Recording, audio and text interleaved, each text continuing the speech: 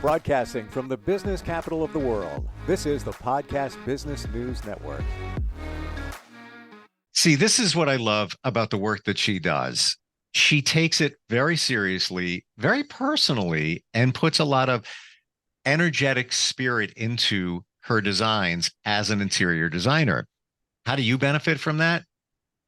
It's the energy that gets put in, the energy that gets moved around in all her projects. And she runs deeper than I ever thought. She's back here today. We're going to talk about your growth, and that is not really built on convenience. This is Kristiann from Kristiann Creations and Design. Welcome back. Thanks for having me. Yes, I'm such a big component of spirituality and energy and how it all bleeds into your everyday life and your success, right? And just like you said,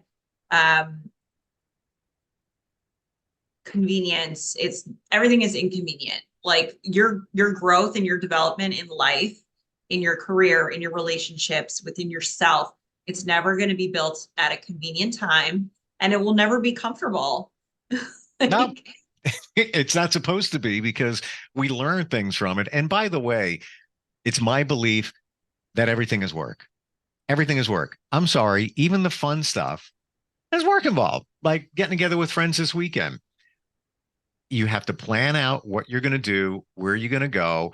You have to get everybody together on the same page, make sure everybody's meeting up at the same time. Got to say, there's a little bit of work involved, but it's fun work. But nothing, even if you meditate, there is breath work involved. It's all work, but that makes it worth it. You put the work in, you get the returns from it. It's not convenient. It's not supposed to be. And you know what's interesting? So I heard somebody say this recently on another podcast, and it hit me like a ton of bricks. It was insane. And it was basically, before you can be restored, there has to be a demolition period. And it makes so much sense, aside from the fact that I'm a designer and I work in construction. So aside from like that, metaphorically speaking, it's so true, because if you think back on like pivotal moments in your life, you have to demo everything out. Like you really have to kind of hit the ground in order to be rebuilt again. Just like when I'm designing and I'm, doing these full renovations, we have to tear everything down to the studs. I mean, you have to strip it of everything that it once knew and rebuild it all the way back up into something beautiful and new, and give it more life for the next 10 years or whatever, until the next restoration period begins. So it's like there's all these different levels that are involved, and people forget that it always happens when you're complacent, and when you kind of forget, like, oh, I do have to keep evolving. I do have to keep working on myself. I have to keep working and feeding my business and my relationships and myself in order to get to that next level. Because the minute you stop, there's a crack in the foundation. What happens when you ignore the crack? It crumbles. And it's like God's way of saying, or the universe's way of saying, like, okay, if you're not going to do it, I'm going to do it for you. And it's going to be a hell of a ride. And also, if you keep coming up with blocks along the way, isn't that the universe's way of saying, you're going the wrong way? You're going to learn something from this, but it's going to be harder. Maybe you want to take the other path. And a lot of times we don't take the other path because our logic gets in the way of our intuition and our gut feeling. That sometimes it's just the easiest answer, but we look at it and say, it can't be that easy. Come on. Nah, I got to work hard. No, maybe it's the easy answer, but we ignore it. And we make it harder than it needs to be, sure. Right? Because we're overthinking. Like our inner dialogue is like kind of messing with us a little bit. We're just thinking more about so far advanced into the future instead of the present moment. And the minute you're like out of that present nature, forget it. Your mind just spirals, and then you can't get anywhere.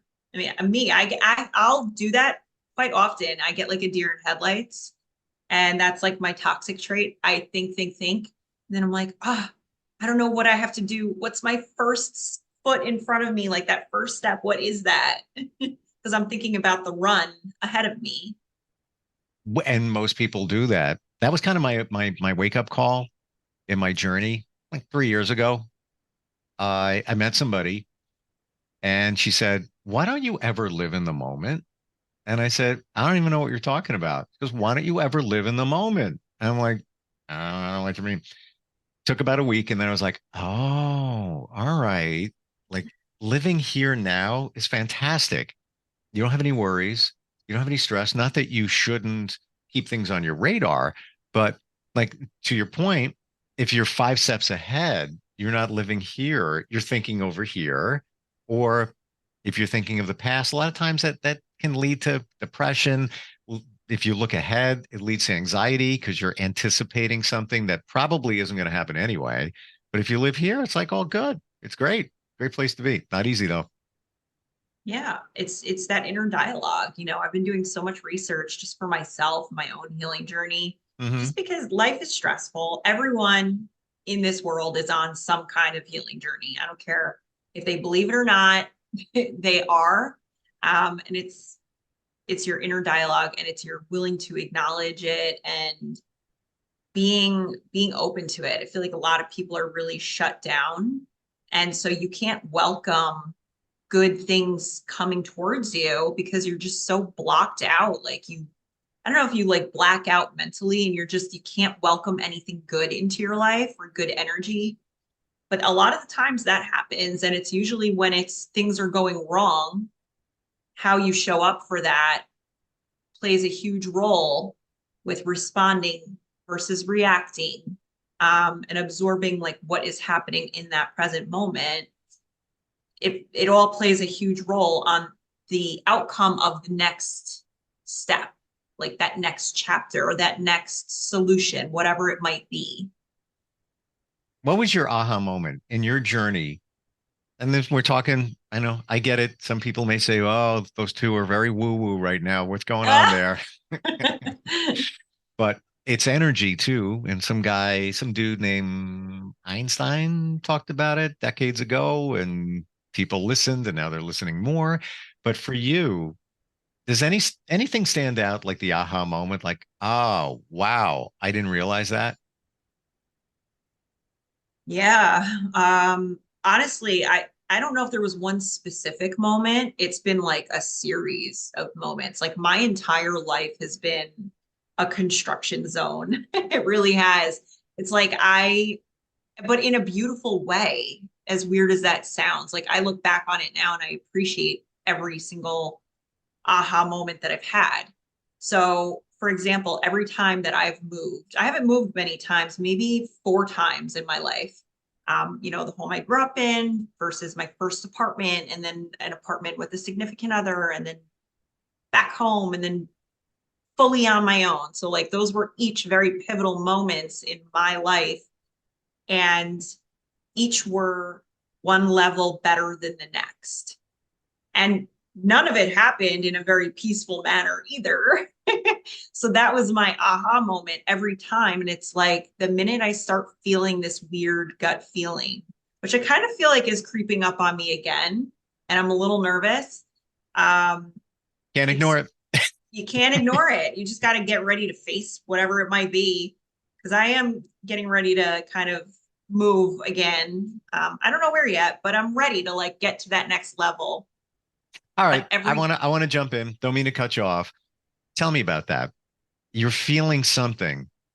So you're feeling that there's something else over here, not to say where you are in your life physically, mentally isn't a good place, but something's calling you. That's what it seems like you're saying. Yeah. Yes. And Hmm. I've had this feeling, a very strong feeling for good 4 to 6 months now. And this is something that me personally, like the spiritual non-believers and people who don't believe in like energetic signs and things to that nature will just like roll their eyes at this statement. But I have this superpower where I feel things very specific. And when I get this like gut feeling, like in the pit of my chest, not my stomach, like it's in my chest, I know that something huge is about to happen, and it could be good and it could be bad. And there's no way of knowing until I'm a little bit closer and I can tell based on my anxiety levels. Hmm. And I have had this happen in the most chaotic, crazy ways ever that has never failed me. And that's like been my confirmation that, okay, my gut intuition is stronger than most. And I don't know, other people, maybe they choose to ignore it, but I feel like our gut, our gut intuition is really our driving force and factor for everything we do in our life. I completely agree with you. Totally. And we we don't hear it many times because of everything around us. So many distractions, everything going on. We don't listen to what it's trying to say to us. We have all, my belief, we have all the answers inside of us. Anything you need answered, I got to make a choice of A or B. I don't know which one. You know the answer. You know the answer. It's hearing the answer and making it clear. And I could look back on my life, and every time I ignored my gut, major decisions, I brutally blanked up. And I know what they are. I could, we're talking about building. Okay. Um, I remember years ago standing in an open field, holding my daughter, who was 3 at the time, with a builder and my now ex-wife.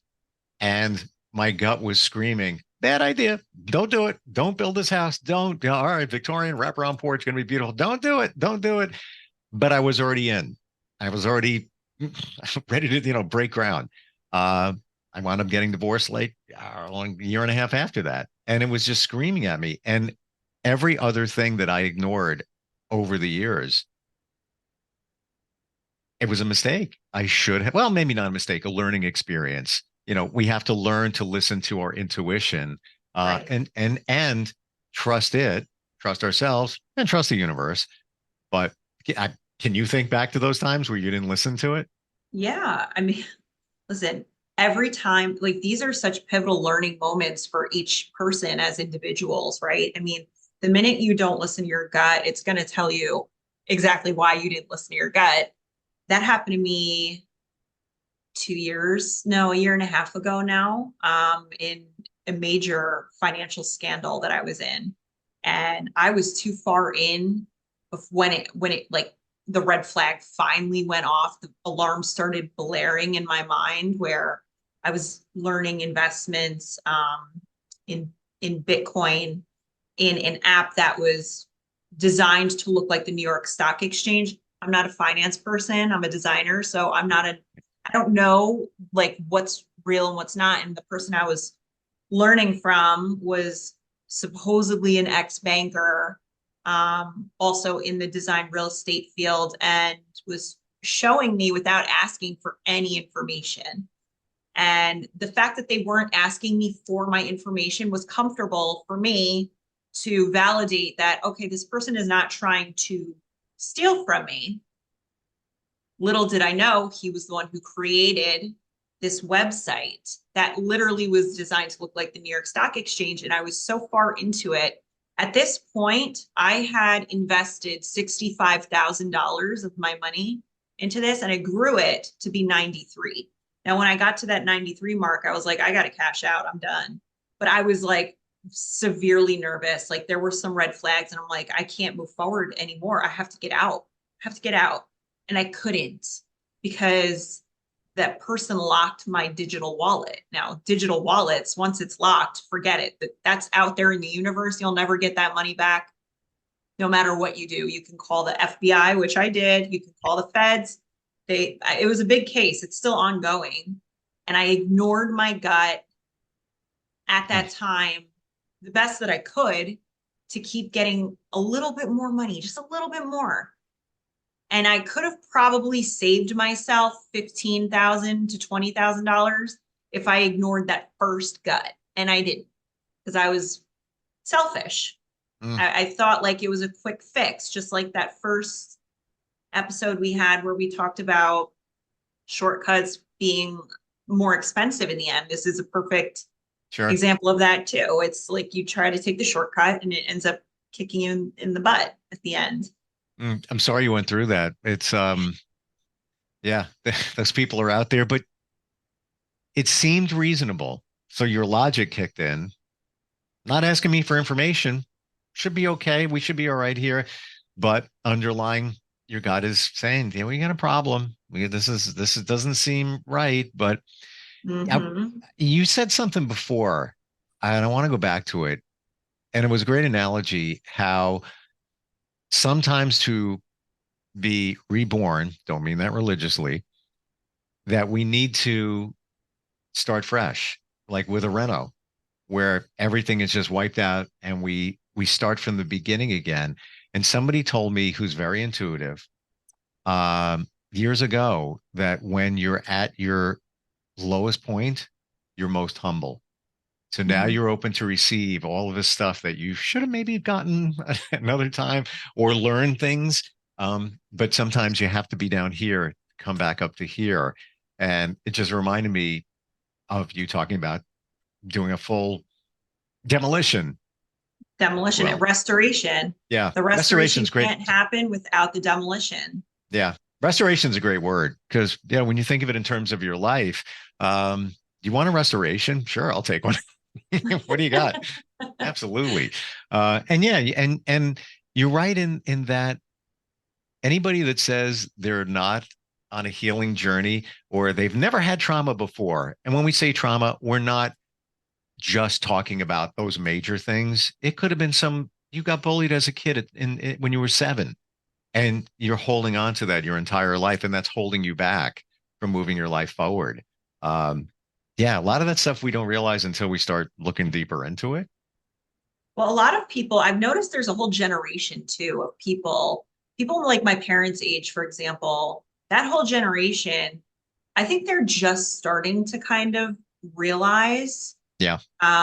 exactly what they did go through as kids and teenagers and the way that their lifestyles were growing up and how they projected that onto, our generation, Hmm. essentially.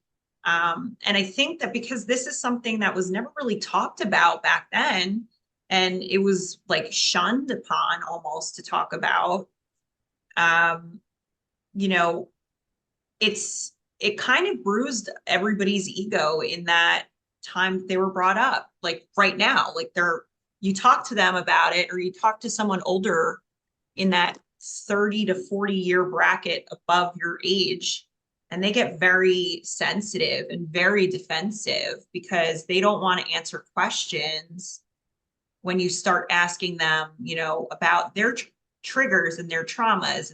It really bothers them. And that's something I've kind of also been studying amongst my friends and my family and colleagues as well, because you do see it. I see it in my workforce as a Hmm. designer, as like a young designer, and a lot of contractors are much older. A lot of electricians and plumbers and architects, much older.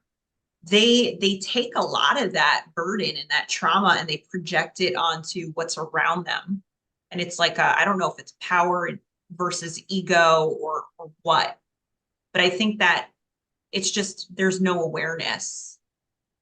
Or it's hidden. And you're right, it's generational because if you look at older people, you said the word therapy, Hmm. 40 years ago. Oh, Kayann's got to go to therapy. I don't know. Something's not right with her. I don't know. Something's up. Now it's like, I'm going to talk to my therapist at 5 o'clock today. It's like a badge of honor. Yeah. It's like your friend. You expect to hear it. It's all good. But back then it wasn't, even meds. Oh my gosh, somebody's on an antidepressant. Whoop, whoop, whoop, got a problem. Well, don't talk about it. Don't talk about it. Just let it go. And they didn't talk about it. So, to your point, it's kind of like swept under the rug. We're going to keep this down low. It's a generational thing. I truly believe it, and even those things, growing up that not major stuff, just life. It's not discussed. I got no problems talking about any of it. I had hypnotherapy and I said, and my childhood was okay. We all have stuff. I said, right to the hypnotherapist. Yeah, take me back to my childhood. Let's go right now. Yeah, I just I want to do hypnotherapy. Like, how was that? fantastic. Do it. Really? Don't wait. Don't wait. Find a good one, but don't wait. I've done and this is only in the past 2.5 years. I've done Huh. hypnotherapy for the childhood stuff, and it's been said and even proven that 0 to 7 years of age, anything that you experienced pilots you now in your subconscious. So even just a passing comment, you walk past the kitchen, you hear somebody say something, your mom, it wasn't even directed at you. Now you're living your life because of that. Or it could have been you do a painting and your mom says, "Oh, KN, this is really nice, but we know the sky is not green. You can do better than that. Come on." Well, what do you got? Now it's been programmed in you that I got to do better. I got to do better. And you take Yeah. that with you. I've even done hypnotherapy for forgiveness. Interesting. Yeah. Did it work? It worked. I'll be honest. The session, it was virtual, ended early because of a tech issue. So I didn't get the full, it was like another 15 minutes left, but I got a lot out of it and I felt it worked. Yeah. I'm going to need you to send me all these resources. I, I need to hypnotherapy my whole life. I do podcasts with hypnotherapists every third podcast. I'm not even kidding. It's like I'm a hypnotherapy cheerleader because I've learned that it really does work. I've even done timeline regression where you look back, and it was for negative things. The first time you experienced sadness, the first time you experienced grief, all of that. But the cool part was you didn't need to explain it to the hypnotherapist. It's just, all right, think of the time when you first experienced sadness. When was that? And you try to think back and you think you're there. And then, it almost like your mind flies above it and you kind of go even deeper into it. Super cool. Like your subconscious is everything. Piloting us. It really is. I mean, I remember things like when I was very young. I remember certain, like, very specific things in my life. Me too. So clearly that it scares other people when I even bring it up, and they're like, "How do you remember that?" All right, but, let like, me ask I'll you. remember, Let like, me ask you a question. Don't say the it. nail polish I had. Okay.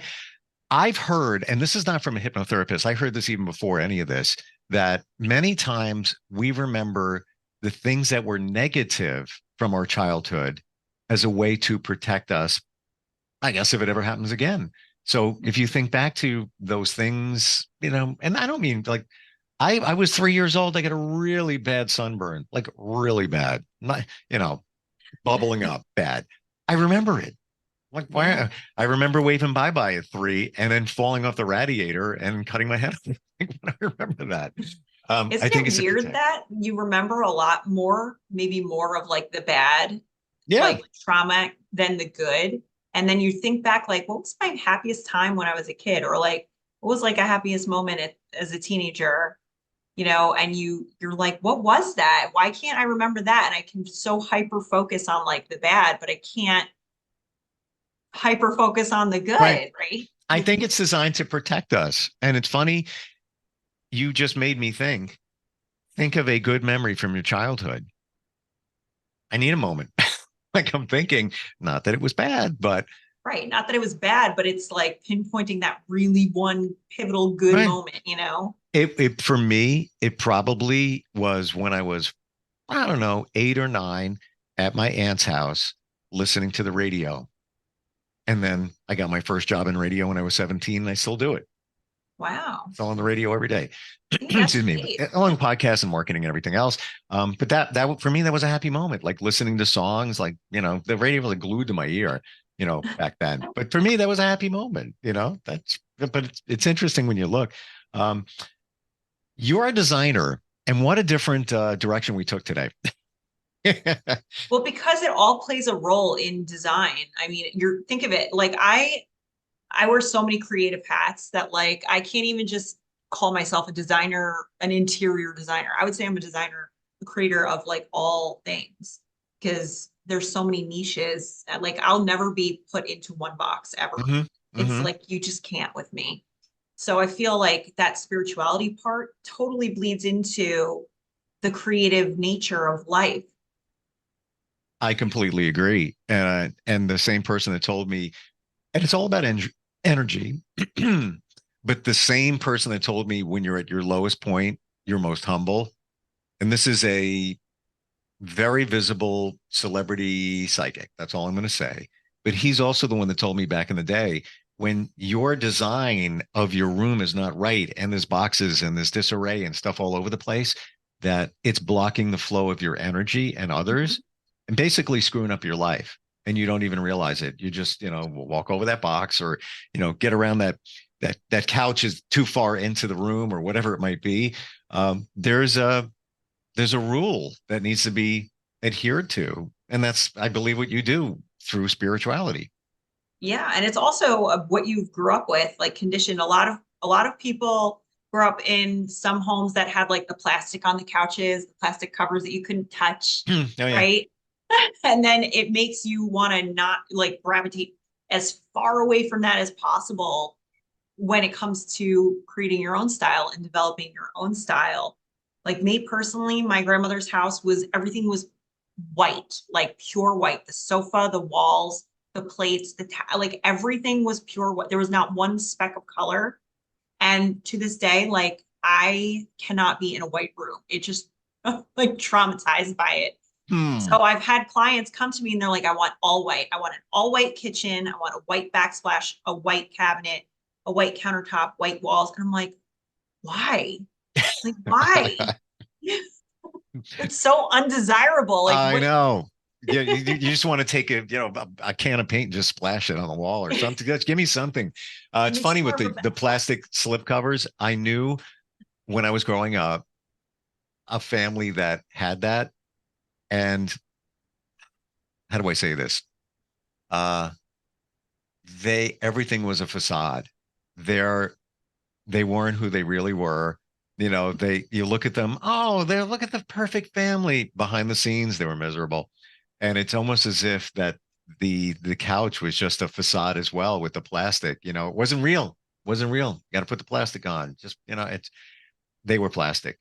Yeah. Well, it's a mask, right? It's a like mask. Everyone's wearing a mask of some sort, and that's a perfect example. Yep. Interesting talk today. Gotta tell you. Yeah. It really was. See, all these things, like this is what I geek out on, this kind of stuff, because it all plays a role in each other. And it does when you think of what's involved with the design and the synergy and the energy that goes into it and has to move around and has to be just right. There's some universal spirituality that goes into it, I believe. And I believe that's creativity. I'm kind of the same way you said before when it comes to finance. Oh, you keep that away from me. I don't, Yeah. I had to talk to my accountant today. I'm like, I don't want to do it. It's just not fun. Creative is fun. If somebody's looking for a change, how do they find you? They can find me on my social media, my Instagram, Kristiann Creations and Design, my website, Kristiann Creations and Design. Everything is spelled with a K. Mm-hmm. You can find me on TikTok and a lot of like my social media. You're going to see a lot of the travels and a lot of that spirituality in my travels around the world for sourcing and meeting new people that live totally different lives than us, but they're they're creatively a genius. Like the way that they do their millwork, their pottery, their textiles. So it's really interesting when I try to showcase on all of my platforms. I got to check it out. And I want to say that I give you a lot of credit for the courage and the foresight to have this conversation today. And as you connect it to what you do, many wouldn't. Many might say, well, people are going to think I'm a little woo-woo and they might not hire me. I say, if you think that, you're wrong. I'm sorry. You're wrong. That's it. It's true. My clients, they know me. I let them know right off the bat. I'm like, this is what you're getting when you hire me. This is who I am. And take it or leave it, but it's going to be fun. It's a fun ride. Because there's deeper thought and meaning into what you do, as opposed to here's a couch, throw it in that room. Here's a table, throw it, color in the wall. Here's some swatches to it. There's much more going deeper, and you showed that today, so I appreciate that. Yeah, of course. There's one, so you'll laugh really quickly.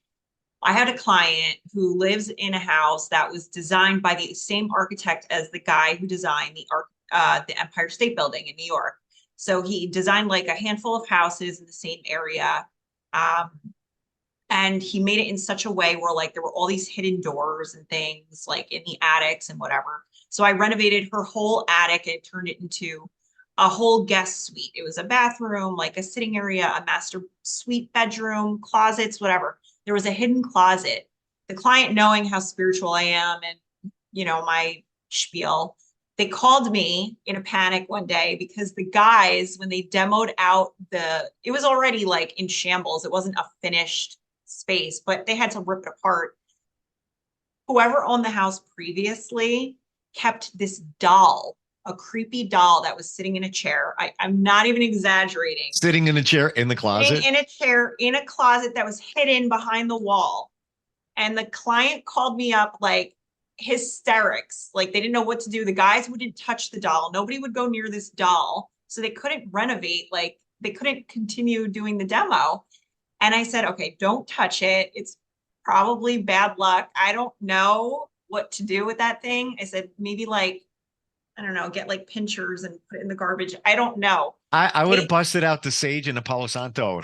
That's what I said. I'm like, we need to sage this place. Like, if we're going to demo around this thing and you're not willing to move it, I'm not touching it. Yeah. You couldn't pay me millions of dollars to touch that thing. That's like generational. That is beyond creepy. The doll, somebody could have dropped it sitting on a chair. That was intentional. Oh, no, it was intentional. Yeah. It was really creepy. The guys, they put a garbage bag on top of it just to cover it because it was staring at them and they couldn't work.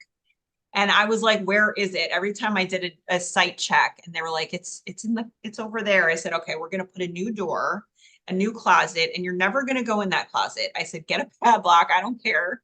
I mean, it turned out beautiful in the end, but that doll is still sitting in a closet with a bag over its head. Get out of here.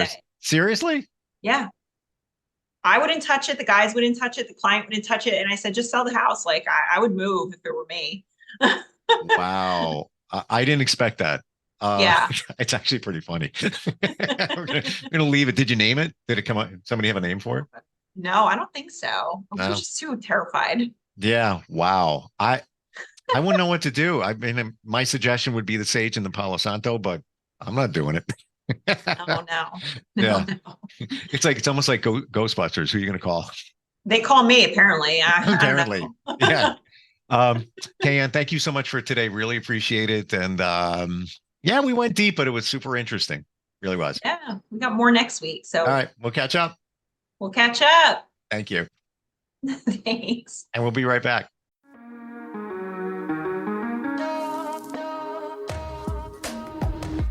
Broadcasting from the business capital of the world, this is the Podcast Business News Network.